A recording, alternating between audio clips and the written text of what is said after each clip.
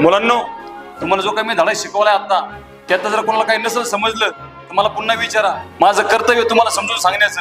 तुम्हाला 1000 बाऱ्या जर नाही समजलं तर मला विचार, तुम्हाला 1000 बाऱ्या समजून सांगेल मी. समजलं सगळ्यांना? हो समजलं. सर तेवढं बघ एकदा परत सांगता का? ते समजलं नाही जरा मला. मुलांनो, तुम्ही सर्वजण या विद्यार्थ्याकडे व्यवस्थित पाहून घ्या. हा असा एक नमुना आहे. हा वर्गात बसतो पण याचं सर्व लक्ष बाहेर असतं. फुगीरपणातच गेलं ते.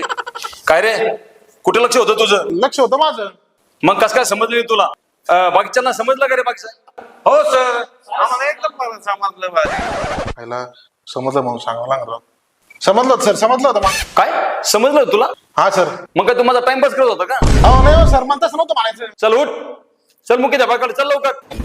चल चल चल. हो सर, तसं काही नाही, समजलं होतं मला. कुठं करायला गपचित बसायचं. जा ना.